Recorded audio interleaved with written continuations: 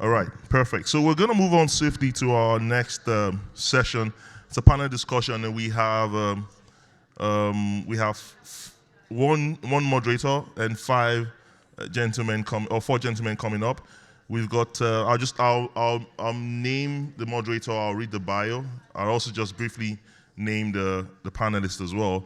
Lou Edgar Jean-François Hare, Raymond Grist, and Craig Wellington will be the panelists. Then we have a moderator is Sharif Haji, the famous Sharif Haji, Executive Director of Africa Center until tomorrow. So I'll read his bio. Okay, Sharif Haji comes with over a decade of experience in policy and program design, development, and implementation. Thank you. Implementation. Mr. Haji has a strong background in project management as an instrument for community development. He brings a blended experience of both public and non-profit sectors. Before accepting the role as ED of Africa Center, Mr. Haji has worked with Ministry of Seniors and Housing and Ministry of Health for over 5 years. During his tenure as in the public sector, he led and or managed various provincial files, including implementation of provincial affordable housing strategy, Alberta primary health care strategy, the design of the family care clinics, and the first review of Alberta primary care networks. Prior to working with Government of Alberta, Mr. Haji has had an extensive experience in the non-for-profit sector locally and internationally. He worked with Edmonton Multicultural Coalition in different capacities. Internationally, Mr. Haji worked with World Vision International in different countries where he led or managed major bilateral and multilateral grant-based initiatives. Educationally, Mr. Haji has a Bachelor's of Arts in Health Science and Social Sciences from University of South Africa, and a Master's in Public Health in Global Health from School of Public Health, University of Alberta. Ladies and gentlemen, let's welcome Mr. Sharif Haji to the podium.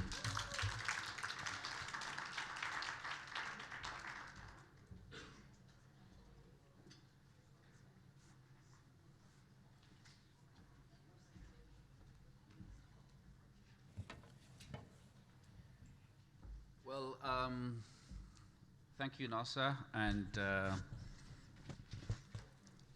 I was preparing for the moderation of this panel, but the events that happened here just throw me off, so bear with me on that. Okay, so I will, this panel is the panel that looks into the relationship building for resiliency, and I have my fellow friends as well as very knowledgeable and experienced CEOs that will be joining on the panel. So I'll go through their bios and call them onto the stage. First, Craig Wellington is currently the Executive Director of Black Opportunity Fund, which aims to establish and deploy a sustainable pool of long-term funding to help combat the impact of systemic anti-Black racism and promote social and economic empowerment. Wellington has held progressive leadership positions in nonprofit organizations for over 30 years, with extensive experience working in partnerships with corporations, educational institutions, and all 3 levels of government orders. Craig is also an experienced diversity and inclusion consultant, delivering through thought-provoking presentations on diversity, equity, and inclusion, and helping organizations to develop impactful DEI strategies. He's a past member of Toronto Chief of Police's Black Community Consultative Committee, and is currently a Government of Canada's Community Services Recovery Fund. His advisory group charged with reviewing the Government of Canada's Community Recoveries Fund, and a member of the City of Mississauga's Mayor's Black Caucus. He's also an advisory board member of the Black Community Action Network of Bill Region. My second panelist on the list is Louis Agar Jean-François. I easily call him Lech, which makes my French more fluently. Louis Gar is a member of Order of Chartered Professional Accountant of Quebec. He is the architect and strategist behind the implementation of the vision on the co-founders of the Group 3737, whose impact has grown exponentially under his leadership. It's the first Pan-African Canadian nonprofit organization offering support, mentoring, and support tools to entrepreneurs from ethnocultural diversity for more than 10 years. Group 3737 now has 12 offices across the country and has supported more than 1,700 entrepreneurs, helped create more than 1,000 jobs, contributed to the development of more than 100 companies in its infrastructure, and participated in the collective generation of close to $190 million by the companies supported. His mandate is clear: to sustain the organizations he is doing it. Setting up the national structure, establishment, confirmation of strategic partnership, realization of reciprocal collaborations, and obtaining funding, and creation of consolidation of self-generated revenue streams. He initiated and actively contributed to the federal government's confirmation of direct and significant sources of funding of $272 million for entrepreneurs of Black communities in Canada. He is also co-founder of a coalition of organizations that manages the portion of the Black Entrepreneurship Law Fund, known as Federation of African Canadian Economics, or FACE. And my third panelist on the list is Raymond Gust. Raymond holds a Master's of Law from Osgoode Hall Law School and has a background in social justice, human rights legislation and policy, and a consumer protection mediation. He has been at the helm of Tropicana, Canada's largest Black-led and human-serving organization, a charity, since July 2019. We started the same, Raymond. So you should be leaving, I guess.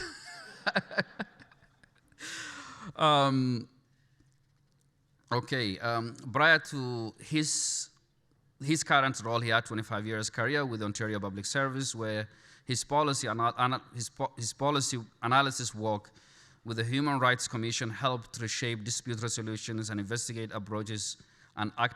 He's an active community volunteer. Raymond was named one of the country's 100 most influential Black Canadians and was awarded the Queen Elizabeth II Platinum Jubilee Pin in 2022 for his community contributions.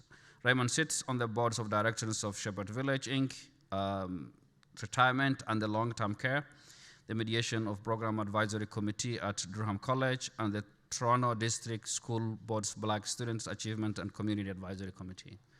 Please help me welcome the panelists to the stage.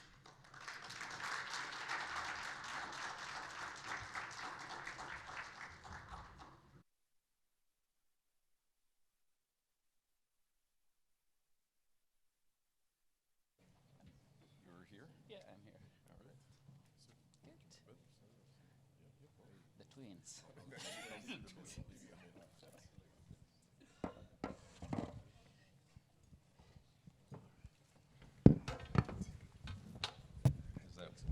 Is this wine in here? Or is that Okay, well, wonderful gentlemen to be with you this afternoon here today and discuss a very important topic. The topic of relationship building for resilience. And that relationship building is more organizational relationship building. There is a saying that your net worth is your network is your net worth. So how much worth you are is the amount of networks that you have for the organization. So I think this is I can't think of anyone much better panel could be assembled for this panel discussion. So thank you very much. So I will start with you, Raymond, because Tropicana is 40 years old. So over the years, you have been involved in community building. So what lessons have you learned about building partnerships and collaborations? I think I can share a few things, maybe the first of which would be, you mentioned the Tropicana is over 40 years old. That means I have an inbox full of individuals, organizations that want to partner. Constant sea of deluge, right? Want to partner. And I am happy to meet with folks and talk with folks and explore opportunities. And my board kind of says, you just can't meet with everybody. Don't force it. Don't force it. Make sure that you determine alignment between your organization and any organization that you're going to potentially partner with, that you're going to hitch your wagon to, sign an MOU with. That means you have to do your homework. You have to be curious. You have to, and in order to do those things, as you do that homework and research, you have to be alive to, you have to know your organization's value proposition. You have to understand what you are bringing to any potential table that you're going to engage with. You have to understand the resources you bring. You have to understand what part of that partnership, or that collaboration you are going to fill. And so it's clarity along a number of different lines you really have to look at. So the other piece of that is going to be listening. So communication, and I put the emphasis on listening. Listen to your constituency, listen to your community, listen to your stakeholders, listen to your team. One of the typical things that'll happen is, I'll meet someone at some kind of event and we'll exchange cards and we'll talk, just like we've all been doing here. That might lead to a secondary meeting. And of course, as executive director, I like to say I'm the executive director, I am not the executive dictator. I will have all kinds of ideas, and all kinds of ideas will flow from these conversations, but then I like to get the teams together. I like to make an introduction between the teams of those organizations, and then let them run and talk and meet and come back and explain to me if they see some synergies, they see some opportunities for partnership, and often that's where, and sometimes my team gets tired of it. Migdalia's here, she can tell you, but it's very, very necessary that you be listening to those, listening across those various dimensions of what makes up your organization, makes your organization tick. What's the third thing I might say? So yeah, you know what? Those are actually some key things. So as you look at your strategic plan or understand your organization's brand, value, as I say about alignment, it's alignment of values, alignment of do you see the problem? Do you see the problem you're trying to solve the same way? Are you like-minded? Those are some key pieces. So alignment, communication. Don't force anything, and have clarity around the problem, how you're going to measure the solution of the problem. Measurement is key. That's on the back end. Measurement is absolutely key, and be committed to following the data wherever it leads. There's no excuse for not understanding your information and data, these days, and it's part of the problem that even we're trying to solve as a intermediary network. I'm looking for my time here. I'm going to stop, but those are just some key lessons I think that I'd pass on. Well, thank you. I think you pointed a very, very good element when it comes to partnership or collaboration. Quite a number, and I will just pick one and build a question on that. That is the value proposition, the values that others bring to the table. So based on that, Luegar, how have cross-sectoral collaboration, where you take value as an important element that everyone brings to the table, how cross-sectoral collaboration have helped Black communities for sustainability? And I am asking the question directly to you on this because of your experience of working in the community services organizations as well as the business sector. Thank you for that question. Well, a little bit of my background. So I'm as well a CPA. I know Deputy Minister earlier mentioned he was a CPA. So I come from the corporate world. I've worked 8 years at Deloitte and Touche. I've worked as well as a chief of consolidation at Bombardier Aéronautique. And I've been the chief accountant at Le Réseau des Sports, the equivalent of TSN in Quebec. So I have this corporate experience. 2009, I decided to create my own firm, accounting firm, LEJ, for Louis Edgar Jean-François, for 7 years that I sold in 2016. And since 2016, that's when I decided to dedicate my professional life to helping my community and trying to see in what capacity my experience could help and create resources or support actually my community. So yeah, like you mentioned, Sharif, I'm privileged enough to have like kind of a background that kind of accumulates different experiences, whether it's a corporate experience, whether it's an entrepreneur experience, or whether it's a community experience. And I'm fortunate enough to combine those four. And to be quite honest, that had helped me a great deal in terms of, you know, creating and putting together the ecosystem of Groupe 3737.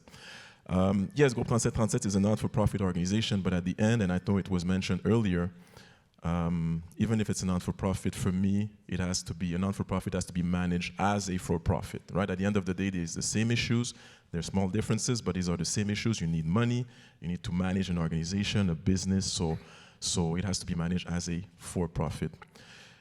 That being said, I always say, Groupe 3737, we don't have the pretension of doing the work that we do all by ourselves.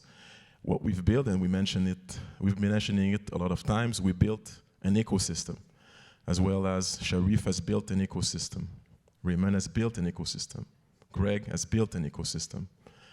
Partners working collaboratively in terms of providing a service, creating resources to a specific clientele, which is, in our case, the Black community. One thing I want to mention, just to piggyback on what you said earlier, Raymond, in terms of relationship building, where does it have to start? Well, first, for me, it has to start with our clientele. Who are we serving? What are their needs?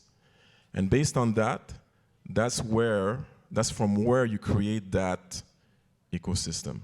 So meaning you have your client, their specific needs, you're going to provide some of it, but you want to create those relationships to be able to provide what you are not able to provide to this clientele, right? So that's why it has to be collaborative. It's an ecosystem that you build.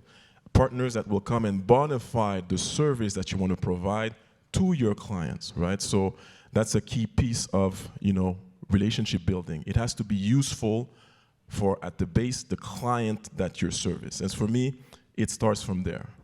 That being said, you mentioned cross-sectional relationship. At the end of the day, it follows actually that path in terms of cross-sectional. You need to support, for example, we talk about the SBCCI. We talk about the 3 priorities. You know, the 3 priorities, which is diversify revenues, solidify the governance, increase human resources capability. So to diversify revenues, you could have, I don't know, someone from the corporate sector to be able to tell you different ways to try to get private funding, right? How can you penetrate actually the corporate world to get them to understand your service and make sure that they help you kind of we talk about different networks, enter a network of corporate entities that will help your organization, a nonprofit, to get private funding. We talk about the public sector. Public sector is important as well, right? As non-for-profits, you cannot not work without the government, right? So you need to be connected to someone that understands actually public funding, public partnerships, right? So again, once again, cross-sectional. But one important piece as well, right? So yeah, you create those partnerships, but don't forget about you. You, as an organization, you have to create your own source of funding, self-generated funding. And to do that, you have to, again, in terms of partnerships, you have to understand how to do that in the reality of your organization, right? And for that, what you need to do, you need to work with someone that has already done it. That's why we talk about the Black Opportunity Fund, we talk about the 4 intermediary organizations. We developed through the years an expertise in terms of how to create those self-generated revenues, right? So the purpose is really to see in what our experience can make sure that you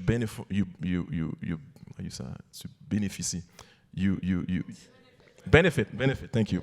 You benefit from that experience, right? So again, the cross-sectional part, different partners from different sectors are important to be able to solidify and to bonify actually the service of the people that we're trying to help at the base, which is the Black community, in this case for SBCCI, non-for-profit Black organization serving the Black community. So that's pretty much my say in terms of, cross-sectional. Create those relationships with different sectors, and at the end of the day, it will bring actually organizations or entities actually to the other level with different benefiting from different type of experience from different sectors. That's my say. Well, thank you very much. I think, building on that, Craig, you, with Black Opportunity Fund, you have quite a number of reach when it comes nationally, Black communities. And within that, you have diverse Black communities. So the element of cross-sectoral that Luega talked about is more about bringing different sectors in terms of collaboration. So I wanted to, I want you to delve down into and look into what are some of the challenges that you face when you're trying to foster partnerships within Black-led, Black-focused organizations? Yeah, excellent question. One of the biggest challenges, as you mentioned, is the Black community is not one thing. It is not a monolithic group. And because we have allowed the Black community to be framed as this one entity, we essentially have set parameters for ourselves that no other group is held to. And for example, and you hear it all the time, and we repeat it, and you hear parts of it today. All the other races get along. All the other races do this, and when we don't. And when they kind of drill down on that, I say, who are these races you're talking about getting along? And you hear them say, well, Italian. I say, well, that's a country. Well, the Jews, well, that's a religion. And then they say the Indians. Now, I lived in Brampton, and I'm like, well, the Hindus and the Sikhs and the Muslims don't necessarily get on. There are different sects of Sikhism, and India and Pakistan are right next door to each other with things. And last year I was at a Black History Month presentation I was doing for Region of Peel, and I got asked the question about Black on Black violence. And I said, well, Russia just invaded Ukraine yesterday, and nobody talks about white on white violence. So we have to be careful about that narrative. So that's the first part. So then when we do understand that, so we need to make sure that we are intentional in coming outside of ourselves, that we do ensure there is a voice for different parts of community. And I'll give you an example. So one of the things, we've launched a micro-lending program for Black businesses who have been declined lending by Canadian financial institutions. Now, we have partnerships with 5 of the 6 major banks. So already we're talking about how do you get the banks to work together, but we are facilitating that and we are dictating the terms. That's the expectation. But if we're looking at an inclusive lending program, and we have other products that we do, we provide funding support to black entrepreneurs while they're going through wraparound supports, that we give them money, flexible funding. But one of the things that we recognize is a large segment of our community who are Muslim Canadians, black Muslim Canadians, say, well, many of these financial programs are not inclusive because they're not halal financing models. Yeah. So how do we address that? So that is something then that we have taken and said, we're pushing that up to the banks now and say, essentially, there needs to be policy change to address that. So we're working now on that to say, how do we address that piece so that it's not enough to just say, we're running a program that helps this segment of the black community. So things like policy change about first-time home buyers getting a credit, but that doesn't apply to the halal financing models. Mm-hmm. So we said, that's a problem. And then done some research. JP Morgan in the UK has launched a halal financing model. So I brought that back to engage the banks as partners and say, here's something you need to be addressing. Mm-hmm. And they said, well, but it's a small market. I'm like, 1.8 million Canadians are Muslim, 500,000 target, 30% of, so that's a growing market. But in JP Morgan in the UK, 40% of their customers are non-Muslim because it's just a good product. So that's just an example of making sure that you're intentional, that you are understanding the various intersectionalities of the black experience, and that we don't just accept the narrative, that we do challenge it even within ourselves, because we're all victims of white supremacy. So we all have those biases too. So make sure that we challenge ourselves and strip that down, and then find our own gaps and make sure that we have the right voices around the table. Yeah. Well, if you have a follow-up or a commentary to make on the question, please feel free to raise that. So that's a good point in terms of that's why we are here on strengthening and fostering partnerships within black communities, within black-led organizations, within black-serving organizations. So Craig make a very good comment around the inclusivity within the black communities is as an element that will help and lever and create those partnerships. So do you have some comments to make either? Yeah. I think the inclusivity part is key. At the end of the day, we talk about partnerships. I know there's the element of us being black, systemic racism.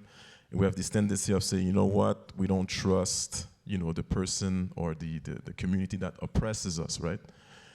The thing is that what we're fighting against is racism. So in order to fight racism, you have to do the opposite, right? To welcome, actually, the other communities, right? And not push them away. So when you say talking about partnerships, in partnerships, you have to make sure that you're able to work with everybody, whether it's black, whether it's white, whether it's yellow, blue, green, whatever. You have to make sure that you're able to work with everybody. That's the reason, that's the term inclusiveness. That's what it implies, working with everybody. Yeah. And also, you have to recognize the talent of everybody, of every community. You have to understand as well your flaws, right? And hopefully I won't get any tomatoes, but as black sometimes we have this tendency of thinking that we know better, right? I think we have to be humble enough to understand our flaws, and once you understand your flaws, you're able to see, okay, where can I improve? Who can help me improve? But who can help you improve can be, yes, a black person, because we have a lot of talent in the black community. But someone that can help you improve as well could be a white person, could be someone from another community. So that's what I'm saying in terms of, finding systemic racism or racism, period. It's important not to do the same and push away other communities. We have to welcome the other communities to show that at the end of the day, we're not like you. I'm not racist. I'm working with blacks, I'm working with whites, I'm working with everybody that will be able to help me thrive. That being said, I think as a black community, we have a lot to learn from actually other communities, right? Yeah. Again, we are strong as blacks, right? We have a lot of talent. We have a lot of expertise, a lot of talents. But at the end of the day, again, I'm repeating myself, we have to be humble enough to know that we don't have they say in French, la science infuse, we don't know everything, right? And we have to welcome any type of, whether help, whether new knowledge. I always say, a wise man learns from his mistakes, but a genius learns from other people's mistakes, right? So at the end of the day, you have to learn from everybody that will be able to help you thrive and to help you become a better person. Yes. Yeah. Go ahead. That is real talk, as they say, as we say. But you make an excellent point, and just you're talking about cross-sectoral partnerships and collaboration. That's necessarily going to bring us into contact with those outside of our community. And that raises the conversation around allyship, right? And so, Tropicana, in the early 80s, struck a early partnership with the United Way.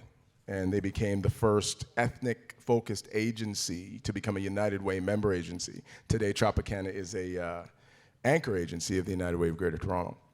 I say all this to say that looking back through the organization's historical documents, I find that Tropicana began and entered into exercises in collaboration with the United Way around strategic planning, vision casting, and these kinds of things very, very, very, very early. And I believe that in part laid a lot of the foundation on which Tropicana continues to stand today. What am I saying? You have to build bridges. You have to reach across the aisle, so to speak. The thing about bridges is that nobody gets on a bridge that looks unsafe. You're looking at a bridge that's going across a chasm, the chasm of Afrophobia or the chasm of anti-black racism. On the other side of that is someone who doesn't look like us, doesn't belong to our community. They're not going to get on that bridge if it doesn't look safe. They're not going to get on that bridge if they fear embarrassment or shame, right? How do we build those bridges in such a way that it is safe, yes, for a middle-aged white male? Because half of you talk about Afrophobia, well, who's practicing it? It's folks who don't look like us. So as we engage in these kinds of partnerships, yes, you have to be careful. I'm not talking about necessarily embracing, someone wearing a white hood. Although there is a black gentleman doing exactly that. I don't know if you're familiar with this guy, and I'm not suggesting this at all as a methodology. I'm simply saying that we have to open up our minds and our hearts a little bit and be humble, as Louis Edgar said, enough to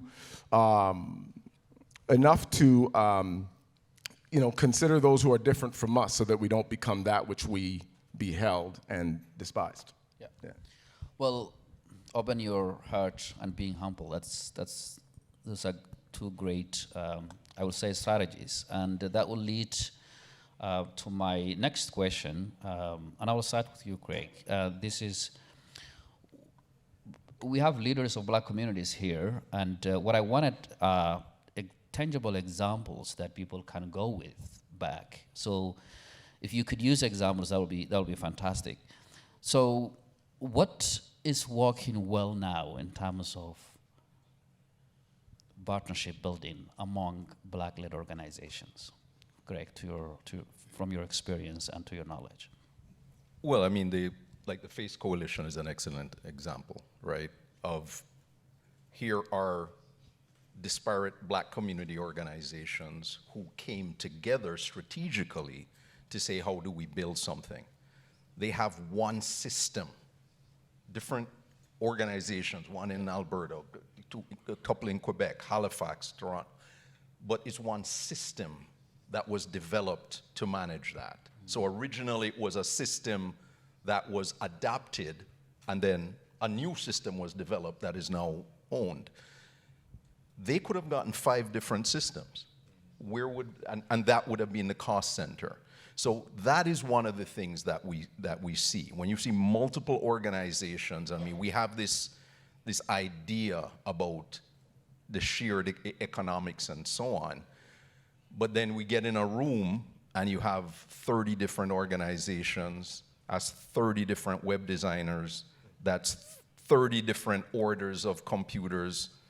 You know, a set over here orders 5 for their staff, one over there is 20 for their staff, and so where's this cooperative economics?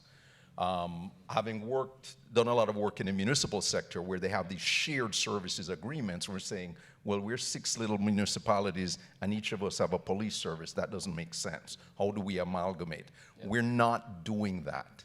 So things that we need, you have small organizations that have capacity issues, and we find that with entrepreneurs. We find that with not-for-profits and charities, where you have issues like, the governance isn't there. The financial accountability and structure isn't there. And what most people are doing is you're just focusing on trying to get money out the door. You're just trying to help people.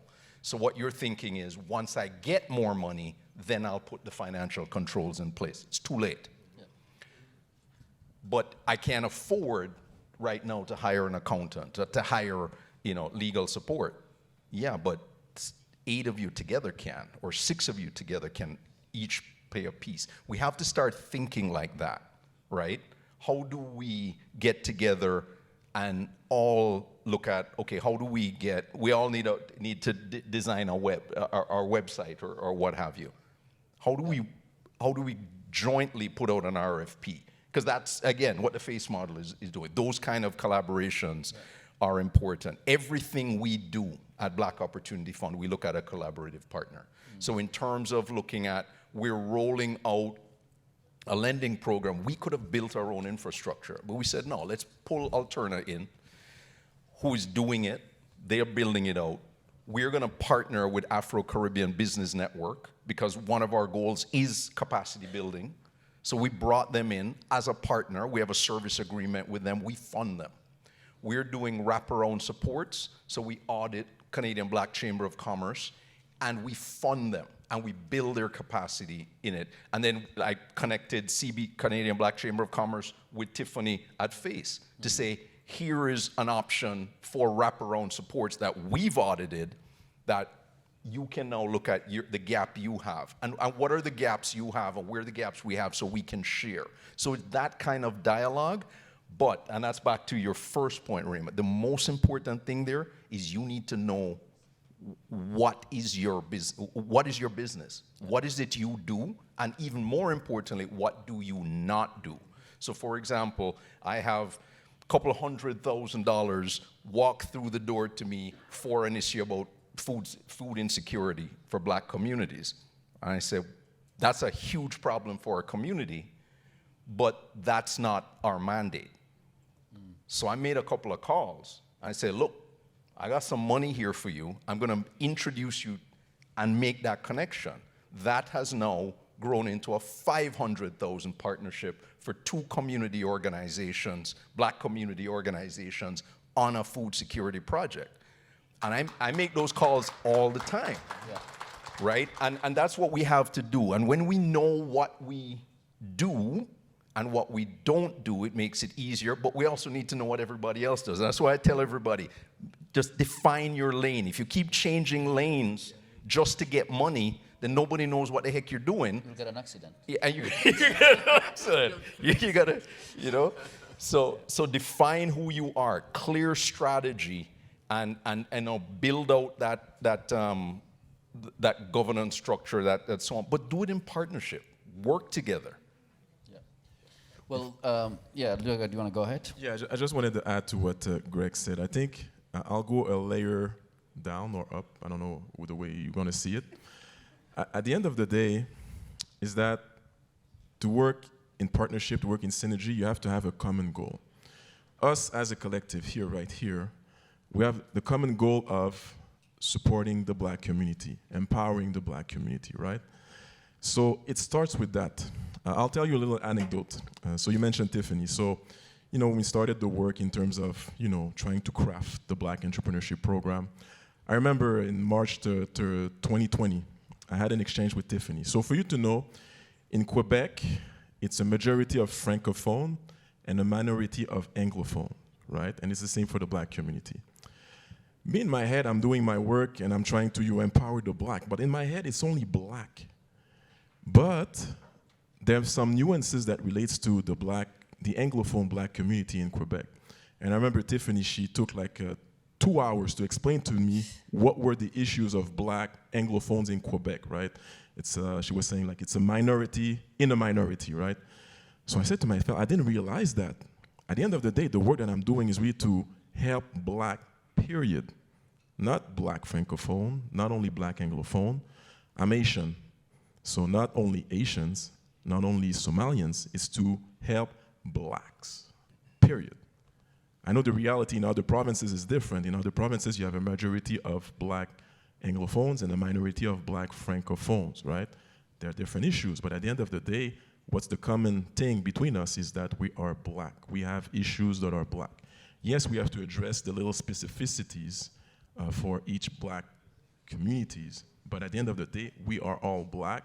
That lives actually the issues of have access to capital, access to resources, access to networks, systemic racism, or other issues. So to your point, in terms of how can we create good partnership is once we are aligned in the fact that we are doing this work to empower the black community. That starts there.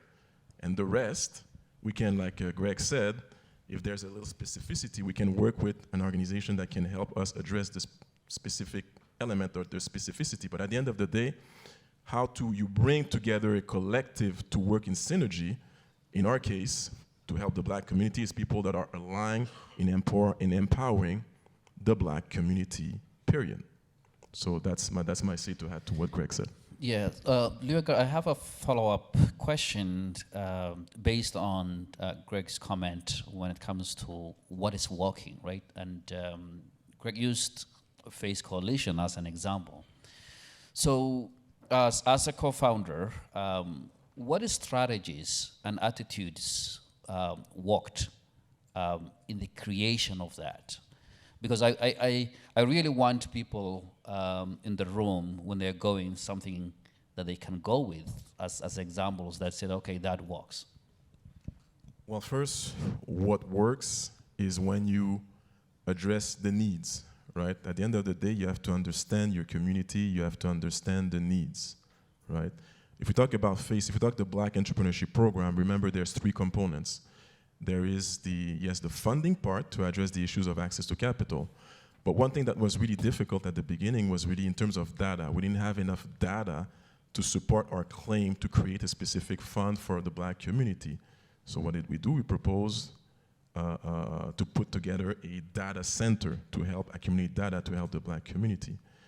The other piece was, the third piece is the ecosystem. So to help actually entrepreneurs in wraparound services, in support to be able to help them develop their businesses, right? So I think that, I forgot your question. Yeah, what strategies or strategies, attitudes that worked for you? Exactly. In terms so actually what worked at the end is to help and because the thing is that we have to explain, we have to bring actually the different stakeholders to understand what's the reality about the black community across Canada.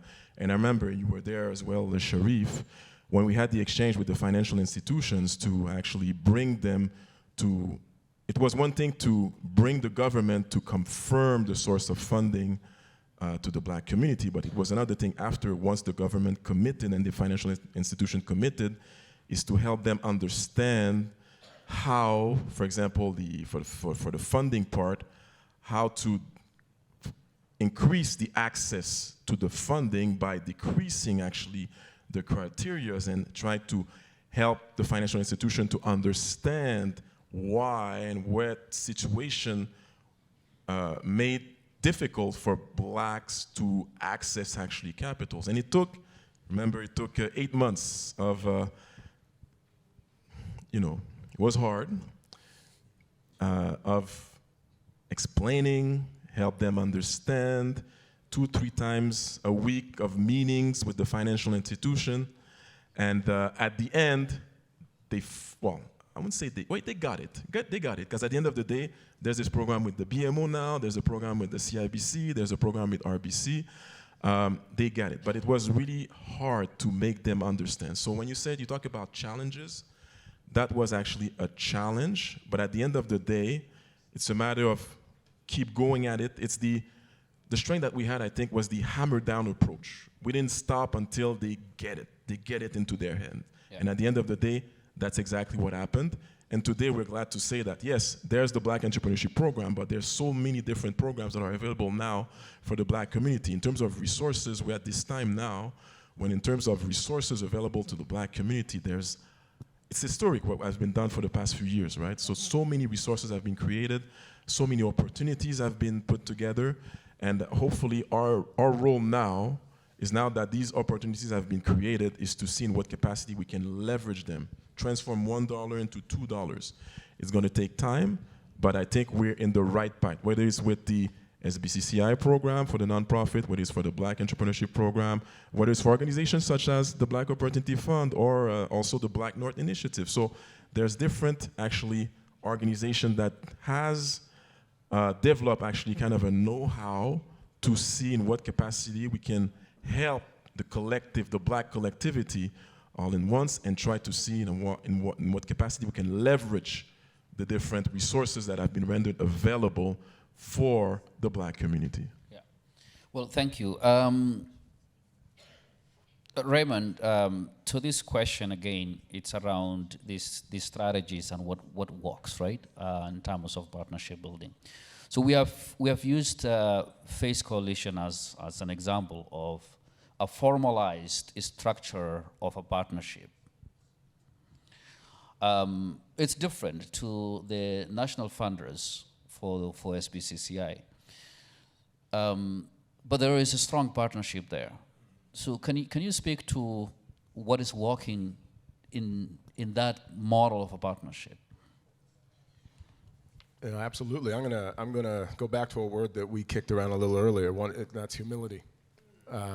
There is a deference that is shared and experienced definitely between us as CEOs of the organizations, but we also see it at the operational level, where the teams work together. So where Migdalia and Ed and Sandra and their teams work together on the parts that we have to collaborate on at the operational level. There's a humility and a deference, a willingness to learn and exchange information. There isn't this playing the cards close to our chest, this crabs in a bucket mentality. So that's one thing. That's one thing that's worked. There's a deep respect. And as I said, a willingness to defer. You've got our elder statesman, Rustam, yourself, Louis Edgar, and the new kid on the block, gray as I am, a new kid on the block. So I find myself learning and just imbibing all sorts of lessons from the three of you.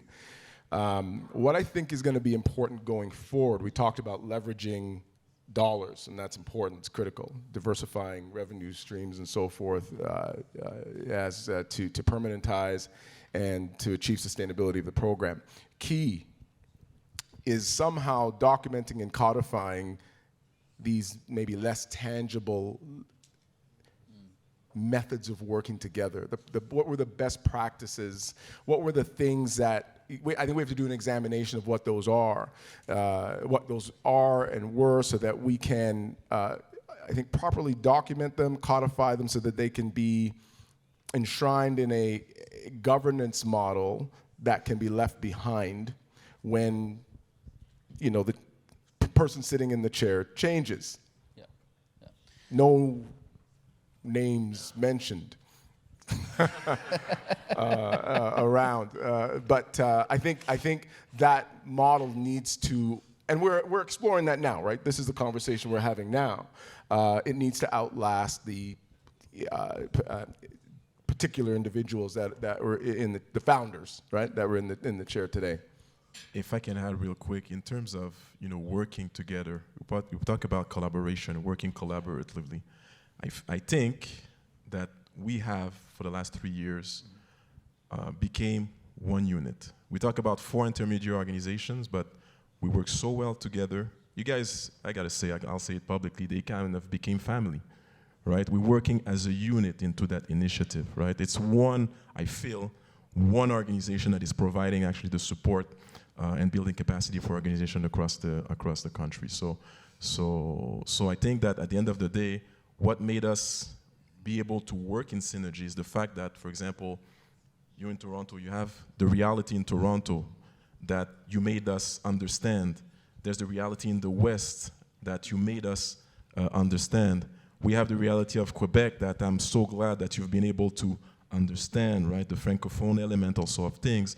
So I think that the fact that we've been able to be humble, humility, understand our reality, the reality of our regions, and be humble enough to see in what capacity we can put that in a whole pot and create something that will help actually not only Francophones of Quebec, not only Anglophones in the West, but every black organization across the country. And today, I'm glad to do this work really in synergy with, so we are one unit. And it's a testament, you know, they always say, I said that yesterday, they always say that, you know, the black community is not able to work together. Please, that's not true. That's so far from true. And we're a testament of that. Yeah. And, yep. And I know that there's a lot of you here, leaders, black leaders, that are currently creating those collaboration, those synergies as well. So again, I encourage you to continue that. But one thing is for sure, we are able to work collectively together in one front for one purpose: to serve the black community. Yeah. Well, thank you. My next question will be to you, Craig. But before I go to the question, there's an analogy that is used for partnerships, especially in the organizations. It's like children, right? Like when they are starting to play, each child wants to play their own tools. When you touch my tools, I'll be like, oh, don't. This is mine, right? But children will see the value of playing together, and they will start to play as, hey, do you want to come and play with me? So it's an indicator of a growth, an understanding of the value of what this other child is bringing. So I just wanted to throw that there, as my question is around metrics. So, Craig, how do we measure success when it comes to partnership buildings, and what metrics do we use? Well, I think the data gathering piece is critical. That we want to ensure, as we've said, Louis Egner says, that the black community as a whole is benefiting, but we also need to track data to be able to say, are there elements of the segments of the black community that are not? If we're focused on entrepreneurship, yeah, is there a gap in terms of black women entrepreneur? Are the outcomes different for new immigrants versus second, third generation? Are there different outcomes for black Muslim Canadians, continental Africans versus, and if we don't ask for that data, we don't have it. And I know that was one of the massive pushbacks to FACE. When FACE asked questions about gender identity, so on and so forth, there's, well, why are you asking all that question? If we don't ask the question, you can't identify where we're failing. So that is one thing. When we did our first granting program in partnership with Facebook 2 years ago, we put every single one of those questions in because we need to know our gaps and we need to know how we can do better and we need to be able to challenge ourselves. So if we don't ask for that data, we can't.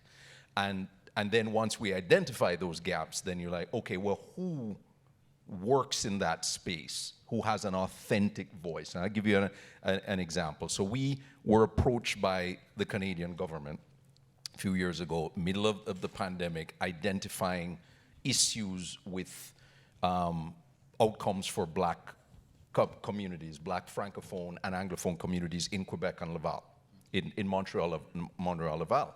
And they approached us saying, because we had done partnerships on pandemic and so on, and COVID education, can we, they'll provide us some funding to do something. So the first thing we said is, well, that needs to be housed in Quebec by black community organizations who are grounded there. So we brought Black Health Alliance to the table, who was a part of our health working group, but we brought in members of BOF's Quebec-based health working group, and we pulled together a coalition of community organizations, and we told the government, you can provide the funding, but it ain't coming through us, because we don't want it.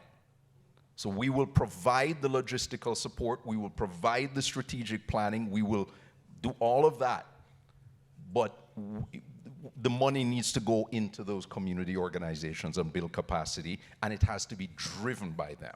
And when came time now to do communications on it, and it was a tremendously successful event, public service announcements, and that group continues on now dealing with issues in Quebec black communities. But when the report goes now, and they put Black Health Alliance logo and Black Opportunity Funds logo, I say, no. Our logo is going to be small, tiny like everybody else, just list everybody in alphabetical order, because that's that humility piece, right? Yeah. And we have to be able to do that, right?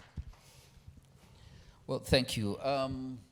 Raymond, what do you complement to Greg's commentary in terms of how do we measure success, again, in relation to partnerships? Well, I'm going to dovetail off of what you just said. In God we trust. Everybody else, bring data.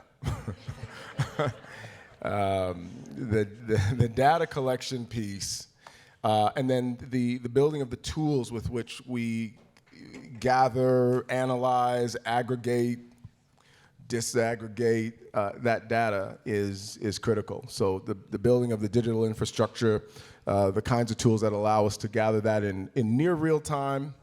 One of our hopes at Tropicana is to, as we build out, we're on a digital transformation journey, is to, in time, be able to apply AI, machine learning to make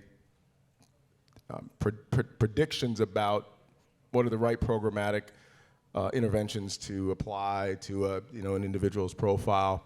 But ownership of our data and the control of our data to drive the thought leadership, drive the policy discussions that are and policy decisions that are going to be made that affect us, I think is critical.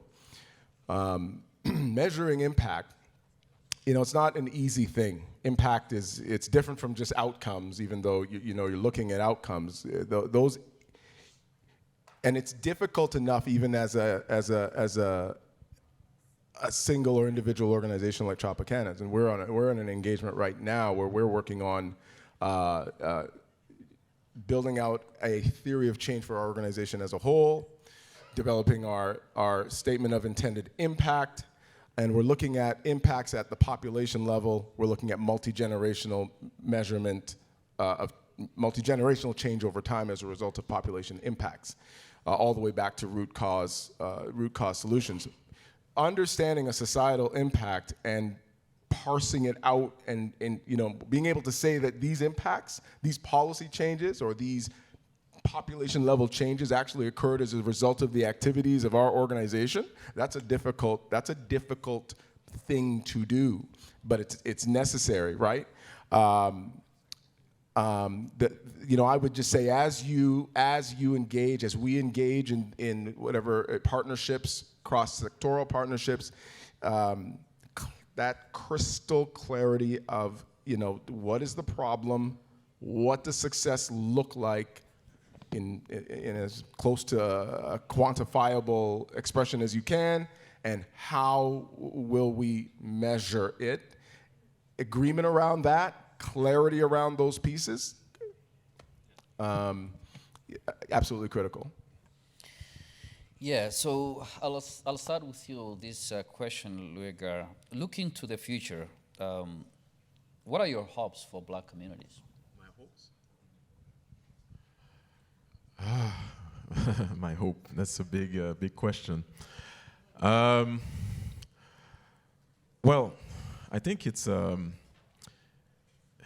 a CPA, right? So I'm more into like structuring actually to arrive to a result, right? So the word hope have this sense of subjectivity, and so I think that currently, like I said earlier, we have created together resources to support the Black community. With the SBCCI, actually we're structuring a support to help build capacity.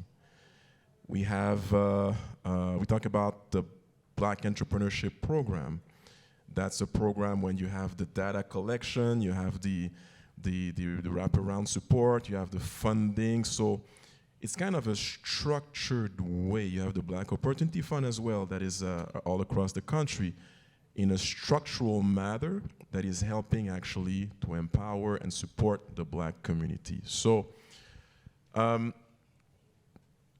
we have, I feel, removed a lot of subjectivity in terms of what's going to happen for the Black community. So what I would do is encourage actually everybody to first make sure you understand what is happening right now. What is happening right now is resource creation, when we talk about systemization of actually the empowerment of the Black community, the development of the Black community, the reinforcement of the Black community, and it's happening right now in a structured way. Okay, if we say hope, so my hope is that the Black community understands the system that is currently being put in place, and by understanding that system that is currently being put in place, a few years from now, we're going to have a structure that will be self-sustainable long-term for our kids, our great-grandkids, our great-grandkids, permanently. So that's my hope, to understand the system that is currently being put in place, and we are being and getting organized as a collective to make sure that this actually stays for years and years and years to come. Thank you. Craig, what we talked about in terms of the gains that have been made over the past couple of years. Call it's because of the pandemic shedding the light on Black communities, or call it the murder of George Floyd, or call it the decade of people of African descent. Those contextual factors played a role to see the gains that have been made. So what are your thoughts on how can we sustain these gains in a collaborative manner? Yeah, well, it has to be in a collaborative manner. We have to come out of this. If all we've done is created myriad organizations who all do the same thing in different things, everybody has different CEOs, everybody has, then we're in a problem. This is a spike. This is a spike in time because of You know, let's be frank. It wasn't until 5 years into the United Nations decade that there was any response. And that response was because of a black guy being killed on video in Minnesota by police. He wasn't the first black person we've seen being killed on video by police. He wasn't even the first that month. He wasn't even the last that month. The reality is, while we're talking here, there's probably another one, right? That's just a reality. So that was a point in time, but there was a reaction to it in the same way there was a reaction in terms of the Me Too movement. But the reality is, in Canada, most corporations, most government has no idea why they're responding, because as far as they're doing is just because Canada is a wonderful, benevolent society, and we're going to be nice to black people, just like we're going to be nice to First Nations people, but we're not as bad as they are in the US. And the reality is, and I want to correct a notification, something that was made, the statement earlier, that we didn't have the type of slavery here in Canada. Again, it is important to note that what we talk about is the Underground Railroad and Canada as a source of freedom in the 1800s for enslaved Africans in the US. But we don't talk about the fact that in the 1700s, enslaved Africans in Canada fled to the US for freedom, right? So we need to understand that, and when we do understand the specific policies and context here, and we understand that the socioeconomic outcomes of black and First Nation people at the bottom of every socioeconomic indicator is because of specific policies and systems in place by this government, this country. So what that means is we need to have the same intentionality for sustainable change as was put in place to create these systems of inequity in the first place, right? So first we need to understand that. And if we do understand that, then there's more impetus for action by government, by corporations, because they understand, holy crap, we did this, as opposed to this is somebody else's problem, we're just being nice to fix. So that's a part of it. In terms of the sustainability piece, so why that's important is if there's a new federal government, are we gonna get the same, this kind of funding? Are we prepared for that? And the way to prepare for that is through these partnerships, to make sure that we're building structures for different pieces. Again, shared services, that we can withstand that. And you have to future-proof your organizations now. That's governance, that's financial control, it's all of those things so that you're ready to go to other sources of funding when, you know, when black is not in style next year, right? And I just want to put a bit of a, not a face, but a bit of a story to it, just some numbers to it. I spoke to a funded organization that was funded through SBCCI, just in the hallway here, and that they got a $40,000 or $45,000 grant through the program. They were able to leverage that into $500,000 from other sources. All right, so what Craig is talking about is real. I visited an organization last week in Toronto that Tropicana funded. That $45,000 grant, capacity building grant, was leveraged, and it opened up the door for a $600, that's the wrong direction, $600,000 grant from the provincial government. And part of that is that, and I'm looking for the face of the individual that shared the story with me today,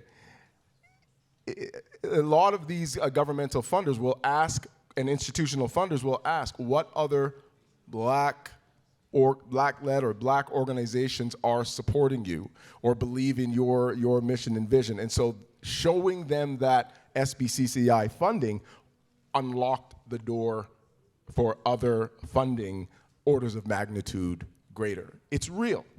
So that readiness, those capacity building pillars that Craig just listed that SBCCI supports, and I'm sure the stories just go on and on and on in rooms like this, but it is real, and so it's critical that we achieve sustainability, permanentization of the BNFIN, the Black National Funders Intermediary Network, and other parts of the ecosystem, Black Opportunity Fund and others that are in play now during this wonderful renaissance, Black renaissance that is occurring. Who cares what the reason is? Who cares what the reason is? We have to be ready and prepared to take advantage of it, leverage it, and sustain it. Can I do a quick 20-second real talk? Yeah. And I'm sure we all share it. As a funder, one of the things we find is when we're giving out lending and somebody, say, gets declined for lending, what we do is we try to divert them into wraparound supports to solve for that reason. A significant amount of black businesses we've heard from, and I know Face has heard from, no, I don't need that help. I just want money. Right? This is a reality. Yeah. We get black-led not-for-profits who we have limited pools of funds who we don't fund, which is not a judgment. It's just there's a limited pool of funds, and what we get is, well, you don't support black people. So, all right. But we're also launching wraparound support. Take advantage of it, right? Because I always make the analogy around the entrepreneurship and the funding to it. It's like anybody can go to Sport Check and buy a basketball. That doesn't give you the right to go to the NBA, right? And the worst thing you can do to somebody who just goes and picks up a basketball is give them an NBA tryout tomorrow. They'll fail. So what you need is to build yourself up. Do the work.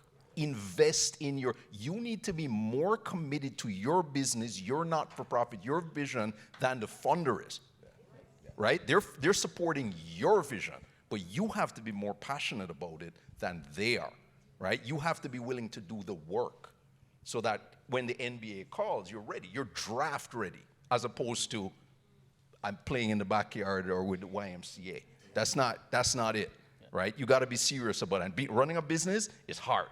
Running a not-for-profit is hard. As people say, you ain't doing it for the salary. You're doing it for the mission, right? So you put in the work. Put in the work.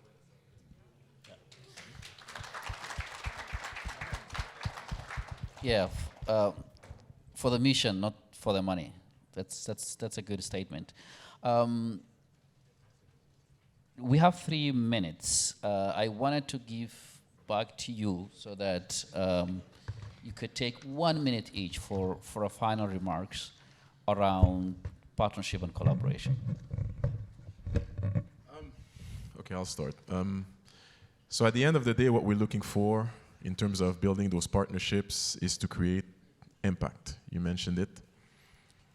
The impact cannot be created individually. It can only be created in collaboration, in working together, in synergizing actually our efforts through a common goal. And what's our common goal is to serve and to empower the black community. Okay, so as a last word, currently, as you know, if we talk about the Building Capacity Initiative, technically, the initiative ends March 31st, 2024. We're in the process of lobbying and discussing with government officials to see in what capacity this can continue beyond March 31st, 2024. Same thing for the Black Entrepreneurship Program. It ends technically March 31st, 2025. We have started a dialogue to see in what capacity that can be renewed and go above March 31st, 2025. But the common thing that was mentioned, and that makes sense, is for them to be renewed, we have to show impact. We, as organization, will help you actually to direct you in terms of showing impact. But I urge you, organizations, to leaders, founders, to really work, say the mission. You don't do it for the money, you do it for the mission. Focus on your mission to provide the services to your stakeholders, but make sure that you're able to do that and show impact. Because at the end of the day, the impact that you will be showing will help these two initiatives to be self-sustainable long-term. That's my piece. Yeah. Thank you, Rebecca. Craig mentioned that the action on the decade took place 5 years into the decade, right? We're talking about sustaining it beyond the decade, but they owe us 5 years.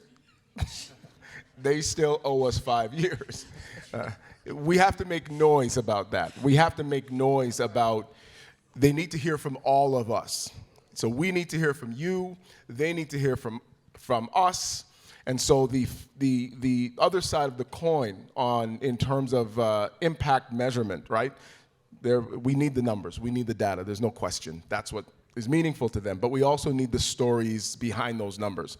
Each one of those data points, each one of those numbers represents a life changed, right? A life impacted.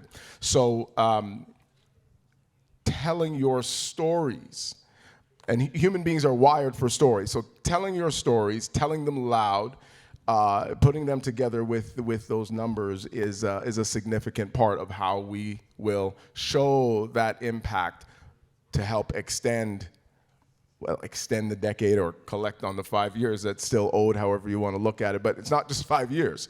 We need this to go on and on and on and on for future generations, so that we're not still talking about streaming.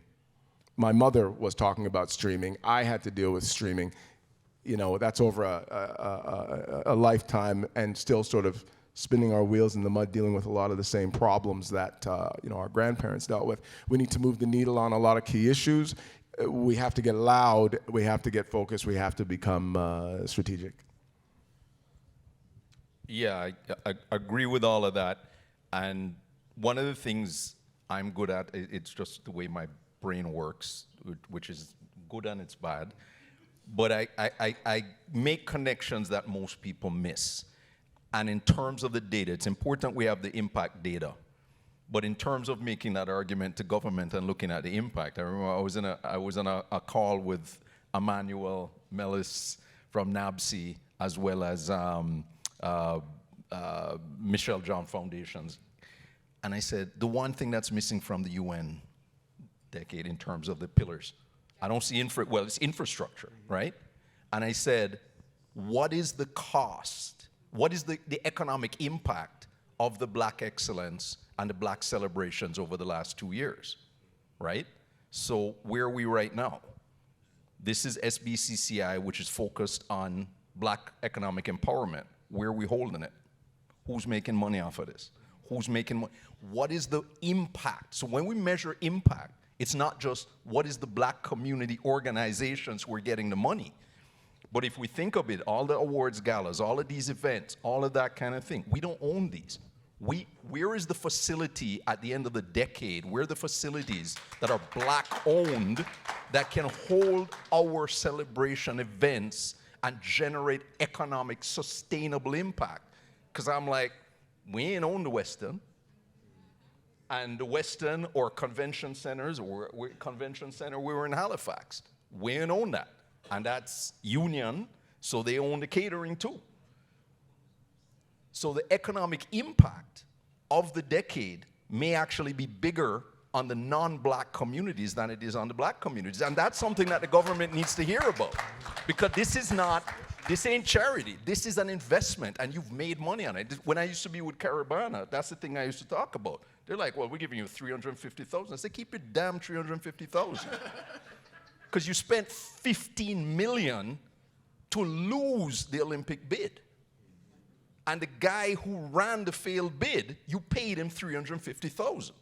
And Caribana, you make $500 million a year for 30 years. So this is an investment. This is not charity. And we have to frame it like that, to government, to corporations, right?